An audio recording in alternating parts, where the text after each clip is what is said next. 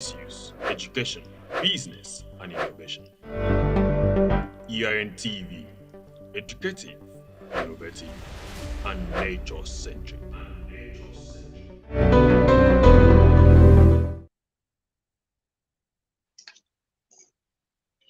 Hello, viewers. Good evening. Welcome to another edition of Environmental Resort on EIN TV. My name is Ediong Senyene Ndunobong. Of course, we are running a series on what we thought the implementation of climate change policy, or the climate change policy drives of subnational government in Nigeria, and we are doing our best to see that we follow up on this conversation across the subnational government. By subnational government, I mean the state governments in Nigeria. The last edition of the show, we were in Abia State, where we had a conversation with one of the key leading members of the CSO communities in Abia State, and he voiced minds on different issues pertaining to climate change, and of course how the state government are implementing their climate change or related policies in Abia State. And trust me, the conversation has garnered so much momentum, and we wouldn't stop at moving further. And of course, there's been some sort of encouragement for us to carry on with the show. So today we will be moving up. First, the train has landed already in Kogi State, and of course, Abia is in the southeast and Kogi is in north central. So that means even if we're unable to go around all of the states in Nigeria, we will do our very best to make sure that we cut across the regional blocks as much as possible. We will come to the south, we will go to the west, we will go to the north, core north, east, northeast, and all of those places, and make sure that we bring opinions from those places to you. Yes, but before we start the show properly, I just wanted to take us again to Kogi, where we are at the moment. Yesterday, Climate and Sustainable Development Network of Nigeria had a stakeholder engagement on what they tag the early warning and response system of flooding in Nigeria. And if you cast your mind back to 2022, about this time, if I'm not mistaken, there was a very serious issues of flooding in Nigeria, and Kogi State happens to be one of the states. Kogi, Benue, and some other state, even some state here in the core south, were victims of that flood. And that was when our voices at COP27 was so loud on the issues of loss and damage. And we are still pushing for, as we head towards the 28th Conference of Parties in UAE, coming up on, I think, sometime in November, breaking into December. So it's good. It was something worthwhile, and I give kudos to the management of CSZNet for making sure that Kogi is always captured in their scheme of programs. And we know, of course, as culture is, we always say a word of thanks to you, who has always been, there to have us talk to you. And of course, so our sponsors, the people that always make sure that we are here on the screen every other day of the week. And that is Lugri Initiative for Sustainable Development, Climate and Sustainable Development Network of Nigeria, and of course, the Pan-African Climate Justice Alliance. We said very big thank you to them. So today, like I had said, our ship has landed in Kogi State.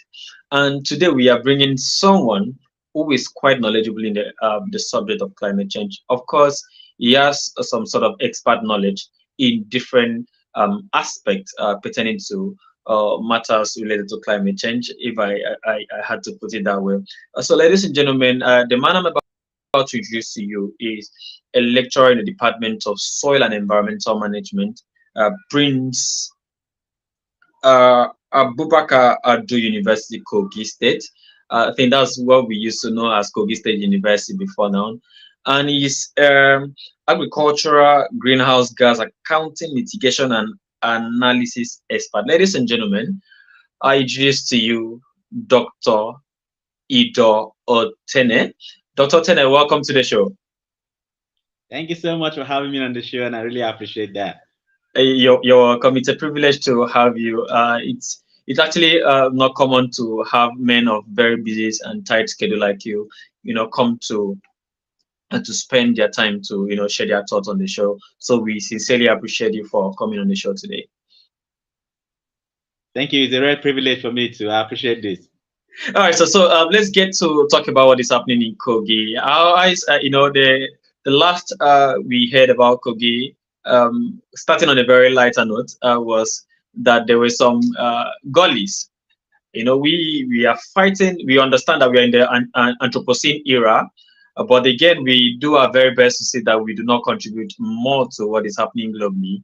But it happens that towards the elections, the last general election we had, that we had some about 5 gullies across major roads that was actually man-made overnight, and it caused some sort of controversy. And then some other men too had to come in to see that they also covered the man-made gully. Ice Kogi State, sir. Yeah, Kogi State is relatively calm. It's fine, and pretty much this is the month of our elections, and November 11th, we're already in the month of our elections. So Oh wow. things are pretty much fine. And initially, we had fears and tension and all that, but with the backing of both federal government, even at the state level, I think things will be fine. So the tensions we're having before now, with the kind of assurance we're having, and the security measures by the state government, even at the federal level, we hope that this will continue to the election day, and even after elections, things should work out well. All right. I joined my faith. I joined my faith with yours, and of course that of every one in Kogi State, that things will be fine, and of course it shall not be that of casualties, as it has always been heard of. So thank you very much once again for coming on the show. So we just wanted to share your thoughts on diverse issues pertaining to, especially as it regards to climate change policy driving in Kogi State. What would you say has been the state of climate related activities or engagement by your state government so far? Okay, so Kogi as a state is not actually doing anything different from what we have at the national level. So whatever Okay. we have at the national level is having a bleeding effect to Kogi. And with the government that we have currently, I think issues around climate change, adaptations, issues on policy and all that. Remember, at the national level, what we have at the policy level we have at the national is whatever that can foster reduction of carbon emissions, help in economic growth, and at the same time bring about resilience is what we have at the national level. And as a state, yes, the governor has been doing his own part of the deal, that anything that will go around carbon reduction of carbon emission, development of the state, but we are not where we want to be. We might be crawling as a state, but I believe with time we should be able to begin to tick the boxes that yes, we're actually doing a lot of stuff. Basically, Kogi for us in terms of climate change policy. I don't know if you can hear me well because it's Yes, beginning to loud and rain clear. here. Go ahead. Yes. So as a state, I think where we could say we could tick the box in terms of adaptation and issues around policy is an environment and in agriculture. The state has been associated with issues of flood for a time now, and we've had a lot of presence of international donors, even World Bank. I think the big one we had in 2022 was that of World Bank in terms of what we call new map. New map Okay. came from World Bank, and it has to do with issues of gully erosion management and all that. So Kogi was part of it. But the bigger one that we now have, because I see basically two things that we can actually see. We're beginning to tick our box and begin to tell our stories nicely in terms of policies around climate change, adaptation, mitigation, issues of agriculture and environment. That is where it's big for the state. And in the energy sector, we're not doing much. We're not doing much, but in terms of efficient energy use and all that, we've not started much on it, but we have good presence, both the government, state, and national level, and also international donor, including World Bank and other funded organizations doing so much around agriculture and environment in the state. So we might not have handy policy documents now, but I believe the Ministry of Environment earlier last year have a kind of strategic action plan and a handy a kind of a policy drive around it. But as a state, we won't say we have a policy document around climate change adaptation and mitigation. But Ministry of Environment has got something they've been doing around that is actually helping us to begin to document issues on policies and see how we can actually weave our thoughts together and have them handy for the world to see what we are doing. But we're not doing bad. But basically, our policies around agriculture and environment. So as we continue in our interaction, I'll be able to point out some few things that possibly in the sector, agricultural sector and all that. But basically, we'll have good. Yes. All right, fantastic. I like the fact that you had talked about how the State Ministry of Environment are trying to put some, dot the I's, and cross the T's, with regards to, putting things in place for a proper storytelling around the environment, especially with regards to agriculture. Now that I had opening this show, I had talked about the events that CSFNet had yesterday in Kogi State, talking about stakeholders engagement with regards to early warning system, and of course I know that early warning helps in proper planning, and Kogi happened to be one of the state that was seriously affected by the 2022 flood that happened. And Kogi, that I know, happens to be one of the agricultural states in Nigeria, and I understand that a lot of farmlands were destroyed in the process. And I would like to know what the state in particular, the state government in particular, or even if not the state government, but what the drive was, to make sure that this is averted, future occurrences averted, apart from what the civil society organization like the CSFNet is doing to make sure that this is averted. What has been the engagement like over there? Okay, the engagement here, because it's difficult to separate issues of climate change from just like what we have at the national level, that whatever we have in terms of policy should be able to foster reduction in carbon emissions, contribute to economic growth, then at the same time build communities to be resilient. So it's difficult to separate these three entities: reduce emissions, foster economic growth, and at the same time you build resilient communities. So in terms of agriculture, where we have issues of rice fields, because whenever issues of flood comes up like that in the state, you find out that most areas that will have serious damages, apart from properties and people's survival and all that, our agriculture suffers more in terms of rice production. We have the likes of Bibaji, Basa, Ida, and all those places that are actually involved in rice production. Even Lokoja, the Lokoja has it. So over time, apart from issues of relocation, the government, the state government has also been able to provide incentives. Then even at the federal level, Kogi State has been involved in what we call Anchor Brewers Program. Yeah. In fact, I was privileged for like 2 or 3 years to be involved in issues of monitoring and evaluation for the state in terms of both for rice refund for rice, the maize association, and for cotton. So we find out that the provision of inputs for farmers and working out a model to also buy produce from the farmers, that all the farmers needed to do is to make themselves available for these inputs and all that. We know that we also have human and managerial challenges, but there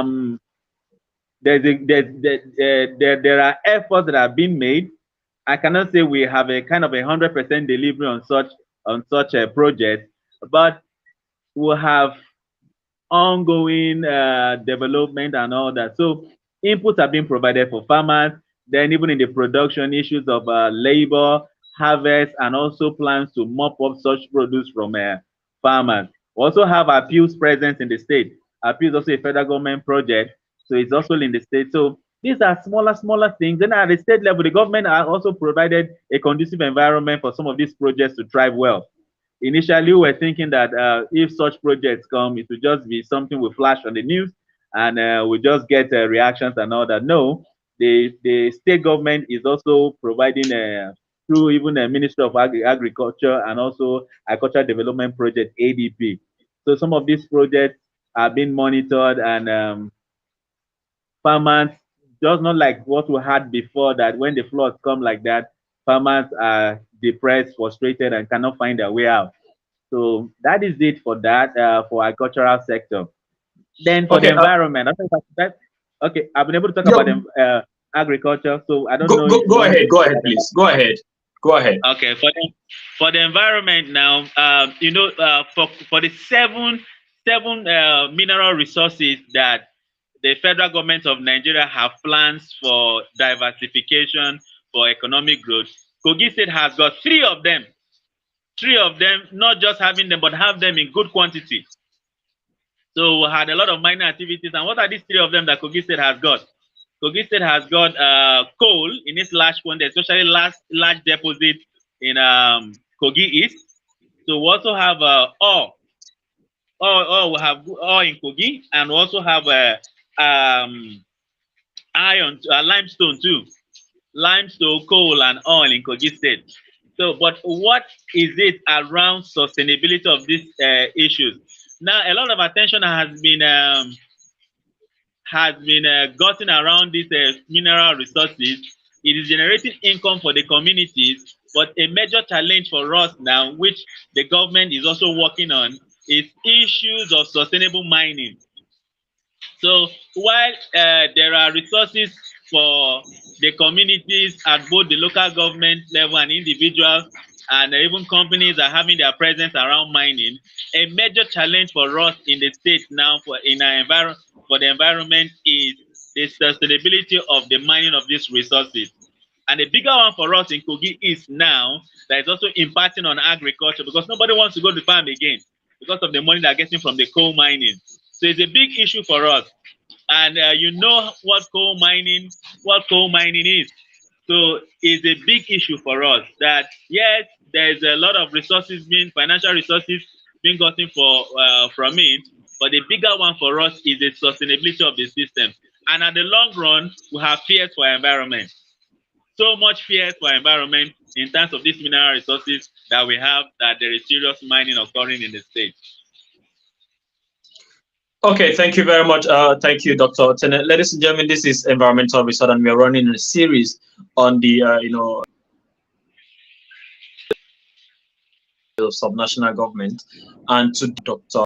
From the Department of Soil and Environmental Management of Prince Abubakar Audu University in Kogi State, and he's been sharing his thought, bearing his mind on issues related to the climate change policy drive in Kogi State. And he just said something that struck a chord in me, and I would like to do a follow-up on that. But before then, Dr. Otene, you had said something about the illegal mining sector that is ongoing, particularly with regards to mining of coal.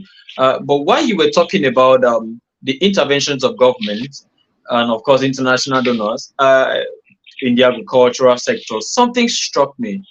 In my little research, I got to know that most people that get this intervention from government, from donor agencies, end up, selling this stuff because most of them, the selection process must have been, skewed to favor people that knows politicians, or politicians may hijack the process for the people they know.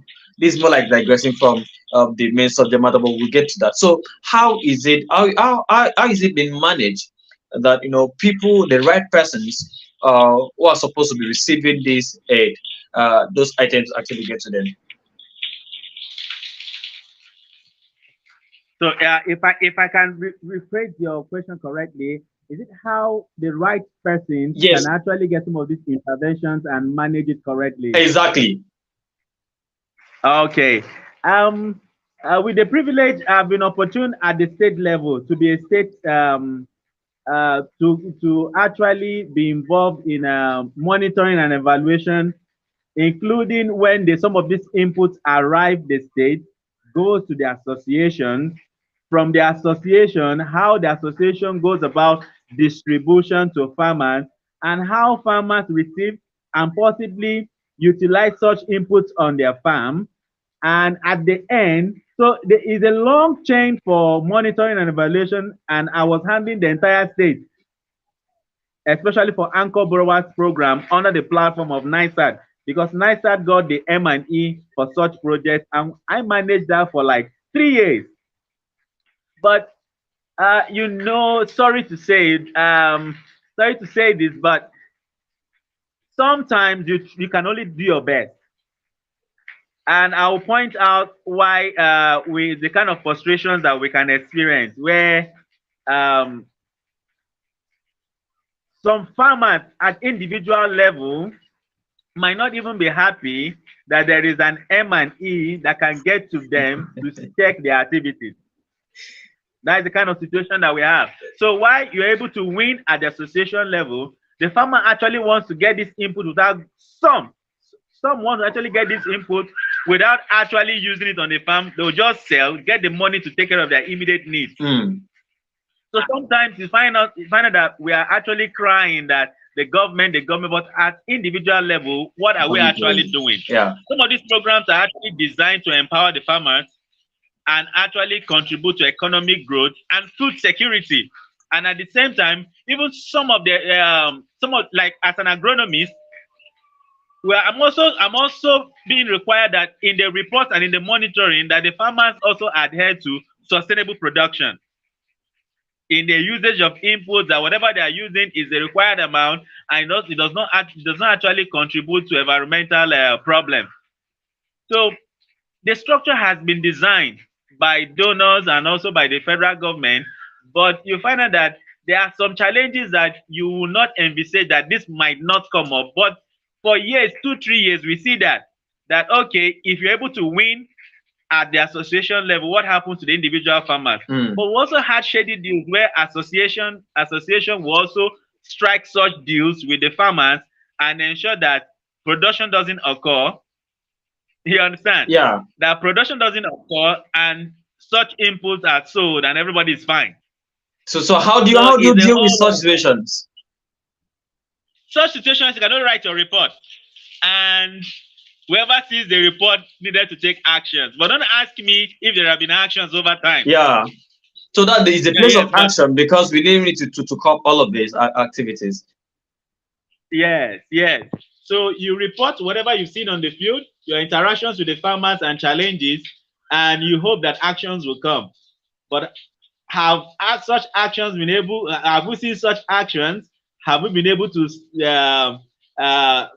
seal such loopholes? But I can't tell precisely. But we have been seeing that, and we'll be reporting. Okay, so keep reporting, because I know someday your job will actually pay off, or your effort will actually pay off, and of course we'll see a society where people do not just care about what goes to their pocket, but what actually they can contribute to save the environment. Now let's get to talk about the issue of illegal mining, because I understand in the Niger Delta there's been series of talks on how to regulate the issue of artisanal refineries, and I would like to know what are the regulations? What are the regulations in place to take care of these activities of illegal or artisanal? Let me not call them illegal miners, artisanal miners, because I understand that there are risks.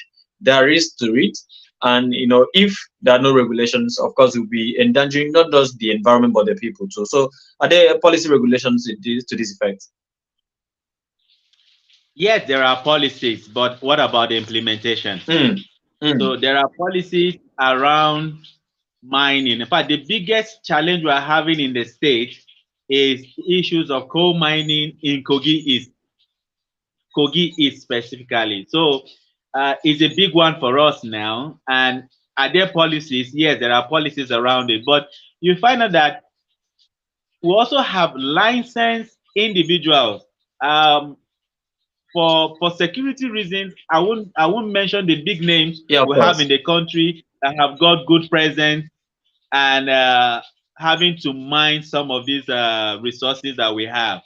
And the issue is that dogs don't eat dogs, So some are actually part of the government, so they just get this license, and issues around EIA, environmental impact assessment, and issues of strict monitoring of their activities it's completely not in check.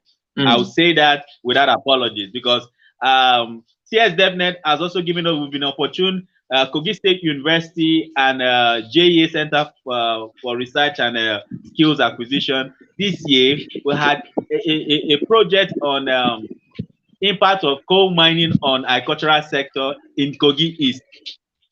And we have, our presence have been there for like 6 months. So we can tell you what is happening in that, and with the report that we've been able to pull out, I believe that CS DevNet will see flag that on their website, which is a big one for us. So they are not close monitoring. I'm saying that without apology, that they're not close monitoring, and everybody does business as usual and make money, make good money from there. So the big guys, they've got license for their mining sites, but they'll have the community guys having to open up pits, especially underground mining. So it does a lot of pollution to our water bodies, especially for the surface water, and even with the groundwater system. So, and with this now, large coal deposit and all that, they've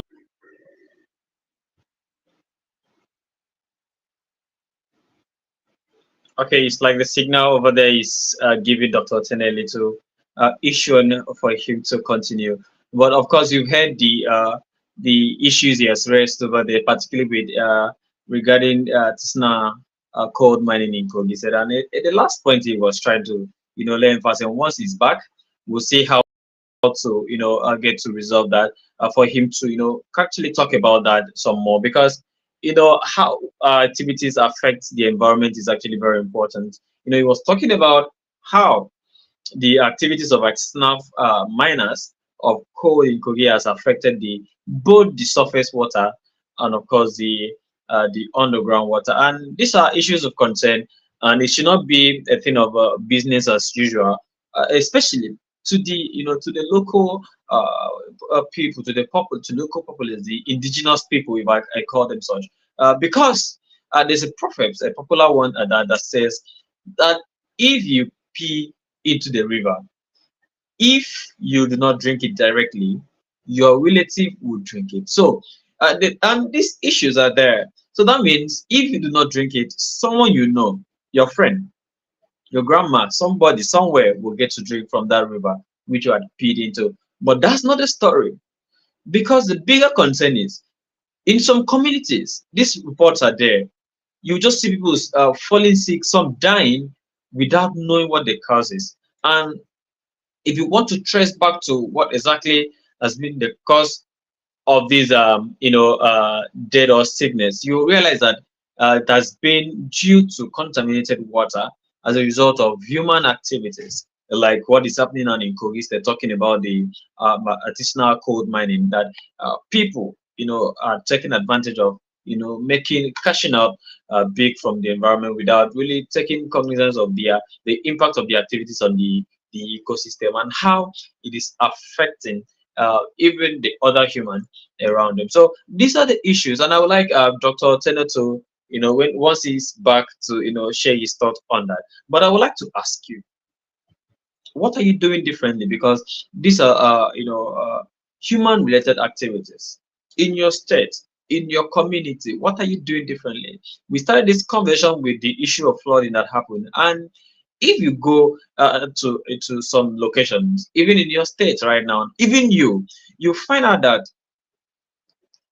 the government, yes, are doing their bit, though may not be enough, but are doing what they should, of course. And then the drainage that are being provided for this flood water to pass through, what are in those drainages? What are in those drainages? Who are the people throwing those dirt into the drainages? Who are the people responsible for this act? Is it not you? If it is not you, someone must have been because of having refugees being dumped into the drainage. And not just that, the most dangerous part of it is they throw in plastics. By plastics, I mean plastics and nylons. And of course, that these are not biodegradable items. and there's no way they will, biodegrade, and all of this clog the gutters or the drainage, and it becomes a problem. And once there's a little rain, it floods. So Dr. Otene is back. I will see how. I would just like him to, conclude it. So Dr. Otene, you're welcome. Hello, Dr. Otene. Can you hear me? Okay, I'm trying to see how to bring him back so that he can, conclude his thought. So far, it's been a fantastic 30 minutes, and we are bearing in mind on the issues of, how state governments, implementing their climate change policy, all the policies they are developing, that are building, the regulations they are taking, that they are giving to the, the environment sector, to see that, things are regulated, like the illegal mining we are talking about, your artisanal mining that we are talking about here in Kogi State. So we are still expecting that Dr. Otene will be back, and once he's back, we'll see how to, have him speak. I'm still trying to connect with him. Network has really been poor over there. I think the signal over there is actually a bit poor at this moment, but we sincerely apologize on his behalf. It's been some, some deep thought here, and of course some concern that they are raised with regards to what is happening in Kogi State at the moment. And of course, he's been sharing his own contribution to see that most of these activities are, reduced to the various minimum. Dr. Otene, we are still trying to get you back on board, and I want to believe that the signal will allow you, come on board so that you can talk to us. Hello, Dr. Otene, if you can hear me, can you just, okay, he's completely off. I think he will be coming back in a moment, and once back, we'll have a few day, and of course having him share his thought. Dr. Otene is a lecturer at the Prince Abubakar Audu University in Kogi State, and of course he is a very senior analyst when it comes to the issue of agricultural greenhouse gas mitigation, of course, analysis. He's an expert in that field, and of course all of these things he's been talking about what I would tag expert knowledge.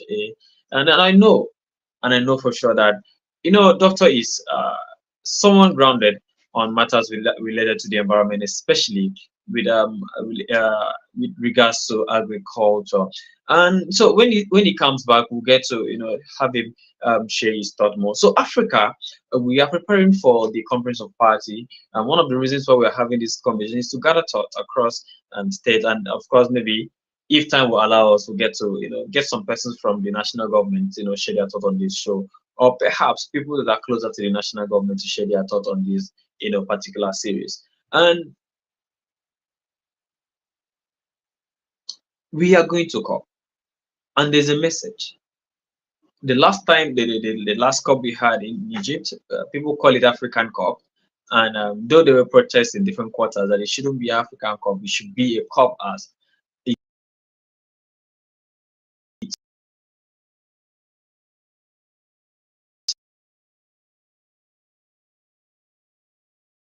always been. And then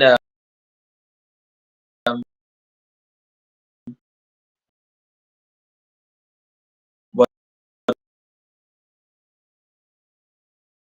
the other argument was that it is an African to have issue of damage funds without, a series of stress, and without making it more difficult for the global south to access them.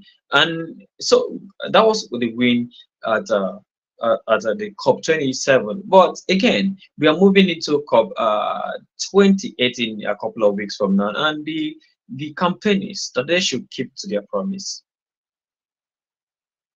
There has been series of promises, series of pledges here and there.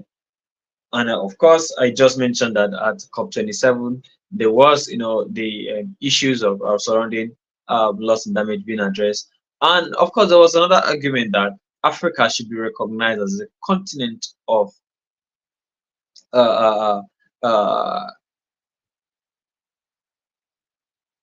yeah, what was it called? I think I can't place the word right now, but it was based on needs, and These were issues that were seriously dealt with. And as you're moving to this other COP, we are talking about how they could keep to their promise. And what are these promises? The pledges. We talk about the Paris Agreement. How are they keeping to the Paris Agreement? What has been the commitment to meeting up with their financial obligations? And of course, we need to see that as a people, we go with one voice to the COP28 and see that we speak with one voice. We come together as a people and make sure that the right is done by Africa. And of course, we have the people who has been consistently polluting our environment, pay for it. Ladies and gentlemen, since we are unable to get back Dr. Otene, I would like at this point to say a very big thank you to all of you who has been a part of this show. It's been a fantastic 35 minutes here on EIN TV, Environmental Research. My name is Ediong Singing and Dunobo. I would like to ask you to please stay tuned. Very thank you to all of our sponsors, Blue Initiative Sustainable Development, Climate Sustainable Development Network of Nigeria, Pan African Climate Justice Alliance. Thank you so very much to you, and especially to Dr. Otene. Okay, doctor is back, but I don't know if you will be able to. Okay, let me see.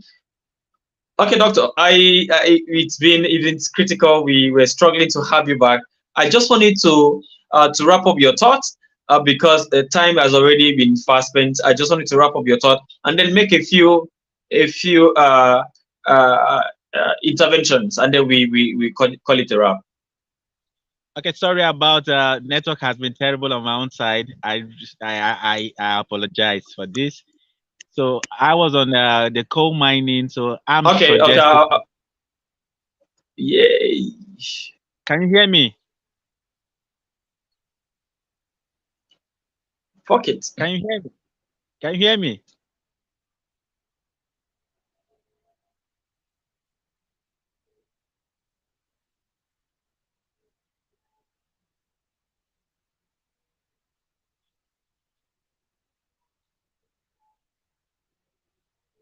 Can you hear me?